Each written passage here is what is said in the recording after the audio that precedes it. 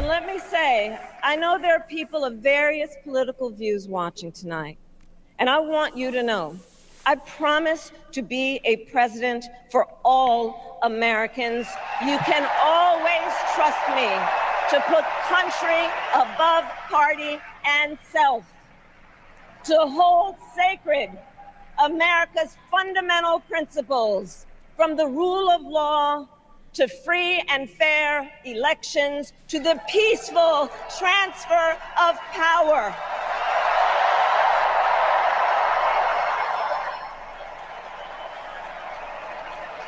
I will be a president Gavin Newsom, Gavin Newsom, Gavin Newsom.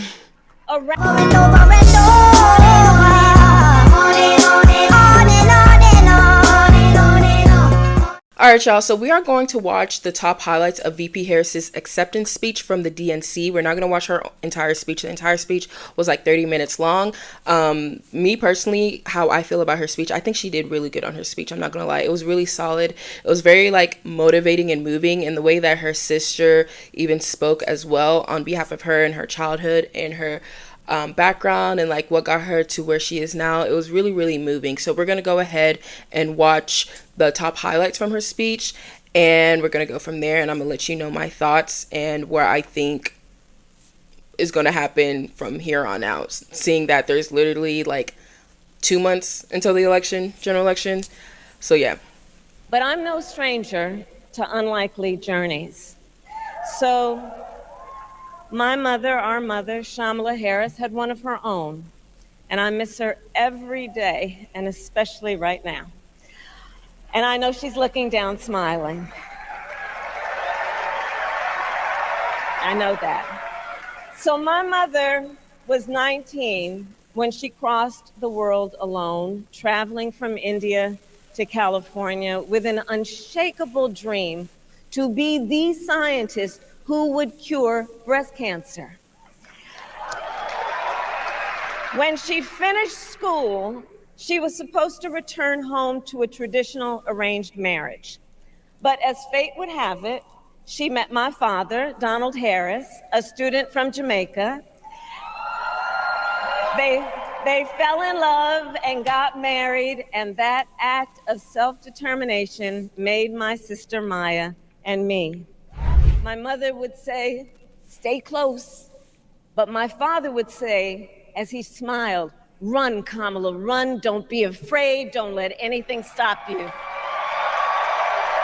Aww. But the harmony between my parents did not last. When I was in elementary school, they split up.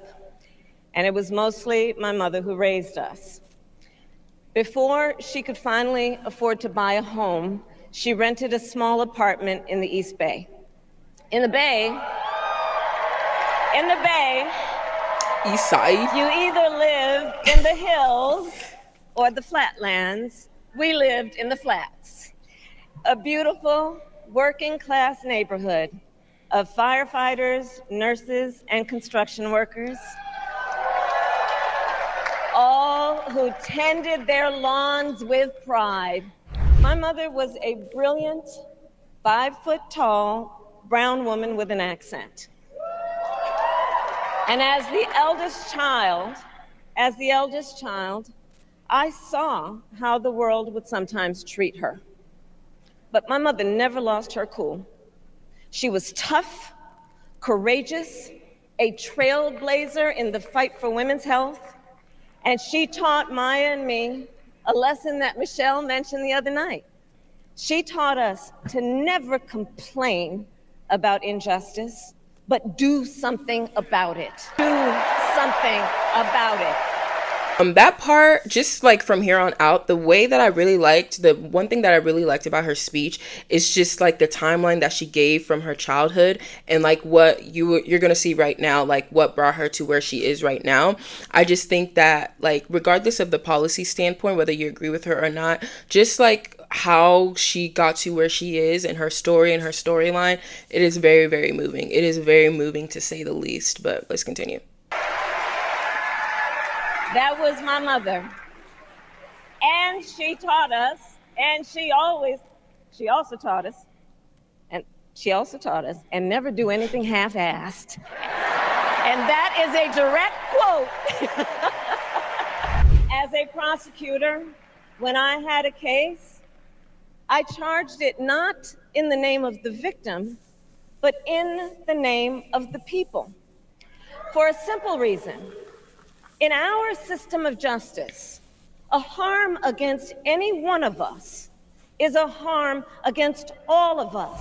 On behalf of Americans like the people I grew up with, people who work hard, chase their dreams, and look out for one another, on behalf of everyone whose story could only be written in the greatest nation on earth, I accept your nomination to be President of the United States of America.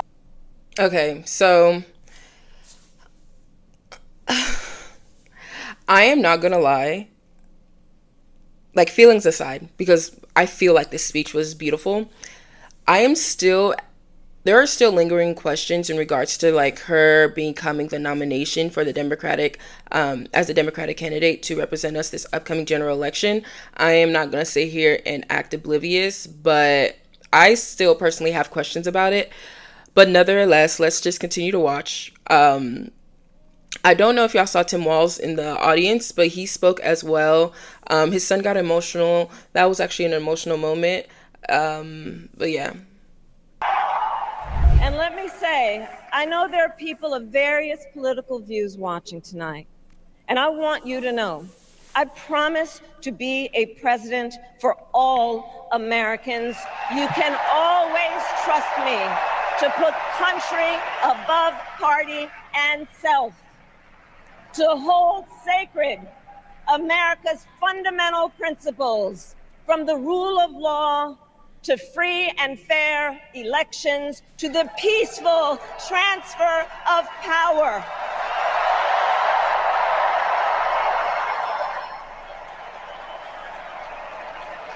I will be a president Gavin Newsom. around our Y'all know how I feel about Gavin Newsom. aspirations. A president who leads and listens, who is realistic, practical, and has common sense, and always fights for the American shade. people. From the courthouse to the She White says someone who has common sense. The shade, the shade, the shade, the shade. House, that has been my life's work. We were underestimated at practically every turn, but we never gave up, because the future is always worth fighting for. And that's the fight we are in right now, a fight for America's future. Donald Trump is an unserious man. But the consequences of putting Donald Trump back in the White House are extremely serious. Just imagine Donald Trump with no guardrails, and how he would use the immense powers of the presidency of the United States, not to improve your life, not to strengthen our national security, but to serve the only client he has ever had, himself. He and his allies would limit access to birth. I'm not gonna lie, I didn't like the fact that she brought up Donald Trump, only because like within the DNC, the whole convention, they brought up Donald Trump every chance they had leading up to that point. Like, that was the main part out of her speech that I just wish they left out. Just don't bring up Donald Trump's name. Make it about policy, make it about the people, and make it about unifying the people, because you got to realize there are some people who are voting for Donald Trump, and if you want to win their votes, or if you're trying to sway them this like more your direction, it's just like divisive language is never the answer, and Donald Trump does it all the time as well. He recently came out with one video. He was saying how they tell Donald Trump not to make it personal, but he said something along the lines that VP Harris always makes it personal. I just think at this point, both of y'all just stop making it personal. Just stop making it personal. That was the main thing that I did not like about VP Harris's speech, was just bringing up his name, because it's just like, bro, don't bring up the name, don't bring up his name. Both sides are guilty of it, as we both know, but other than that, like how I said before, I feel like this speech was very, very like solid and moving. We're going to continue to watch the rest, and then I'm going to say what I think is going to happen from here on out until November. Birth control, ban medication abortion, and enact a nationwide abortion ban with or without Congress. And get this. But that's like fear mongering at this anti-abortion coordinator and force states to report on women's miscarriages and abortions. Simply put, they are out of their minds. 5 days before Russia attacked Ukraine, I met with President Zelensky to warn him about Russia's plan to invade. I helped mobilize a global response, over 50 countries, to defend against Putin's aggression. And as president, I will stand strong with Ukraine and our NATO allies. Now is the time to get a hostage deal and a ceasefire deal done.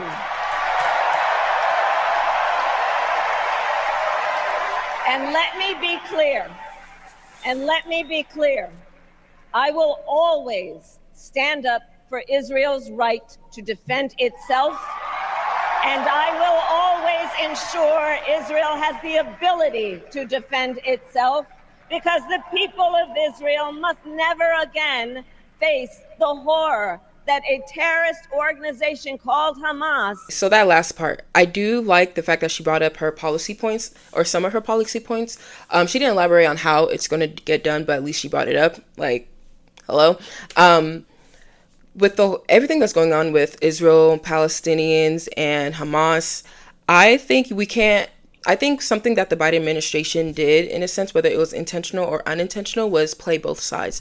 You can't continue to fund, for example, if you're funding Israel, but then again, helping Palestinians in regards to providing them with food, providing them with water, but then again, you're continuing to give Israel on the back end, like, whether it's weapons, whether it's funding, whatever the case may be, it kind of like puts us in a position like, okay, so what are we actually doing? Like, it causes a lot of confusion. I think that's where a lot of people are at. Her saying ceasefire, or calling for immediate ceasefire, I think that's pretty much, that's politics. That's politics. Do I think that that's generally going to happen? No, it's not going to happen. Our relationship with Israel is too strong. From a political strategy standpoint, does that make it right? No, but I just think that she has to say certain things to calm certain crowds down, especially with them being in Chicago. I don't know if y'all are aware, but there was a lot of protests going on, a lot of Free Palestine protests going on. I think from a strategy standpoint, not even strategy, but from a humane standpoint, I would love to see them more talk about like Hamas, and make that distinction between Hamas and Palestinians, because there are a lot of innocent Palestinians' lives that are being lost in crossfires. And at this point, it's raising a lot of questions with a lot of people too, because it's just like, at what point are you no longer defending yourself? At what point are people are just dying. People are literally just dying at this point. So I think those are just a lot of blur areas that people are just not willing to stand behind. They weren't willing to stand behind Biden for it, and some of them are still not willing to stand behind VP Harris about it, but we shall see. Now, what do I think is going to happen between now and November election? Me personally, once the feelings start to die down, because I'm not going to lie, the Democratic Party right now, the VP Harris campaign, they're on a high. They are on a high. They just had their DNC. They had Oprah Winfrey talk. They have their money coming in. They're on a high right now. But once it gets down to the nitty gritty, the first debate for now is set for September 11th. I don't know if VP Harris is going to agree with the other two, but I know they did at least agree with the September 11th. I don't know the logistics of it, but after that debate, it's going to determine really who is going to be the next president. Because at some point, we can go feelings for feelings, whoever makes us feel better, but at some point, both of them are going to have to be on the stage and defend their policies. So, depending on how that debate goes, if Trump goes policy for VP Harris, if he doesn't do the personal digs, because I think people right now are hypersensitive, especially when it comes to VP Harris. She being a woman of color, some of the things that he got away with Joe Biden, he can't really get away with VP Harris, mainly because she's a woman as well. And so there's a level of like protection that people feel like they have to protect her from. So if Donald Trump, like, if he stays away from like the personal digs and just talks about her record, and I think that can really, really help him and elevate him in this upcoming debate. And for VP Harris, if she can find a way to defend her record, specifically around border immigration policy, et cetera, just in that scope, that's the main thing that's really hovering over her head. Is just like, what is she going to do with when it comes to immigration and border policy? If she can find a way to like defend her record as VP, because a lot of people are asking questions, is like, okay, you were VP for 3.5 years or 3 years or so. What did you do aside from maternal mortality health? Like, what did you do in regards to like substance? Because some people are still confused on that. And also, like, what do you plan to do in regards to placing America in a position to where they have a backbone when it comes to our international relationships, where people aren't taking us as a joke as well? So I think this upcoming debate, it's really going to like tell us like who is going to be the next president of the United States. So it's either make or break. But I do think within time, people are going to start asking the hard questions with VP Harris, specifically once the hype starts dying down, because it's starting to die down just a little bit.